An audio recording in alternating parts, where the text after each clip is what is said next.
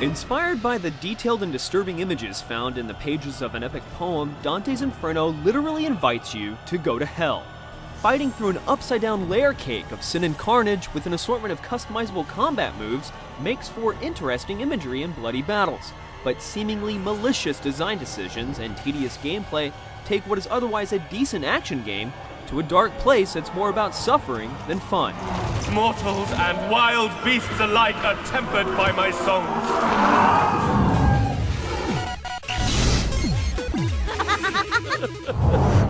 Face eternity. Soon you'll be joined by those whose lives you have ruined.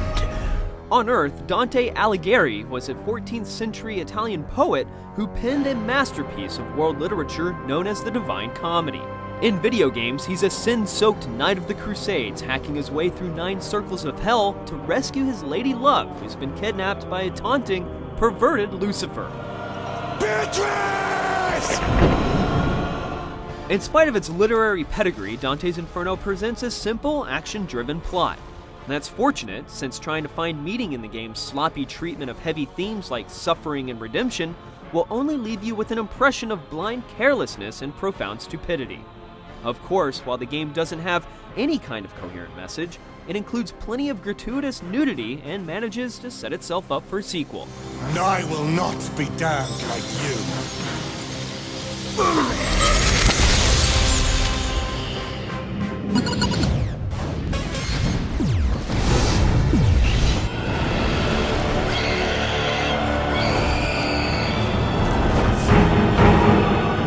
Dante's Inferno attempts an epic tour of hell, descending through 9 levels built on themes such as lust, gluttony, greed, and violence. Comparisons to God of War are unavoidable, but unlike the highly polished and tightly controlled exploits of Kratos, Dante experiences a brutal slog that mimics the look and feel of Sony's successful series, but seems to prioritize hindering the player's progress rather than propelling it forward.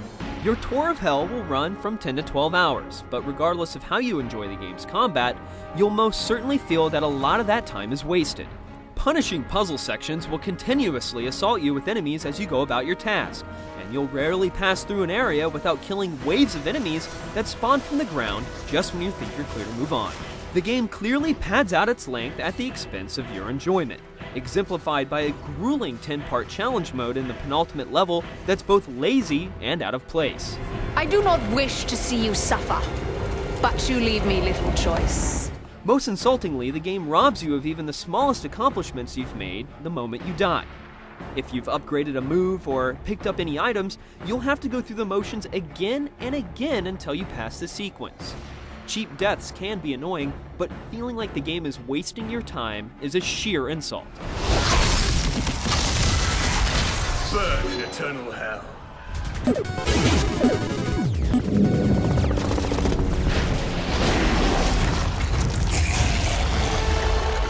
The constant combat in Dante's Inferno is largely patterned on successful action games, but there are original elements that can make killing off the devil's minions a pleasurable duty. An ability tree gives you substantial room to expand your offensive options, and the implementation of the Holy Cross as a secondary weapon that never runs out of juice makes it easy and fun to integrate into combos. Finally, relics that can slightly alter the way you play are hidden throughout the game, giving you some incentive to take your time and search out hidden paths. You'll face many different combinations of enemies that require varied techniques to vanquish, including counterattacks that duly reward time and finesse. Battles can be engaging, but lack some of the grace and refinement exhibited by games like God of War and Bayonetta. Dante's dodge is effective, but clumsy, for example. The constantly shifting range of your scythe and feeling of uncontrollable momentum to power attacks also detract from the smooth-flowing style of combat the game tries to achieve. The biggest gameplay failing is accentuated during the boss battles, a reliance on poorly implemented quick-time events.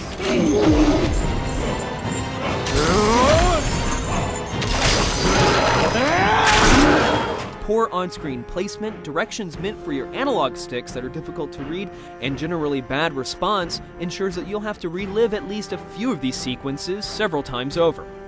The mechanic of punishing or absolving enemies and special characters to raise your unholy or holy power levels ensures overtime work for your fingers. And for the ultimate and useless button mashing, you'll need to spam a button to regain energy and open doors. Sure, other games have done the same, but it's unfortunate that the sins of the father have been passed down to the bastard child. I have to set things right! Give up the little bitch, Dante. Once this dirty business is complete.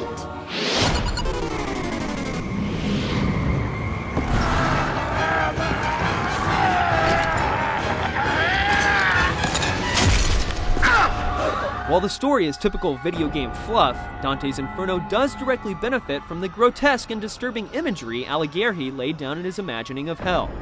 When you first see the deadly, disfigured privates of the lust demon, or encounter a gluttonous demon with multiple mouths that attacks you with vomit and feces, you'll know that the artists who worked on the game haven't held back when it comes to delivering the horrific. You'll find more so-called mature content in this game than any other mainstream release in years. Why has Dante forsaken me? With the ghostly boobs of Beatrice haunting many CG scenes, and plenty of nudity and blood depicted in accomplished animated cutscenes in which Dante faces his sinful past. My baby's gone! Visual effects and movement in the background work together with a gloomy but forceful soundtrack to ensure that every environment feels as if it were alive and in pain. The game never slows down, and small touches like ascending musical tones to your cross reflect the care and effort that went into the aesthetic design. Where are they? Why do I not find them damned in the Inferno? Because this isn't their hell. It's yours. Sniff again! How dare you presume to speak with the Judge of the Dead? Dante's Inferno does possess virtues that are worthy of appreciating, but this troubled action game has plenty of sins to confess. As you struggle through the hell that's laid out before you, you'll find your progress hindered by frustration and needless repetition more than legitimate challenge.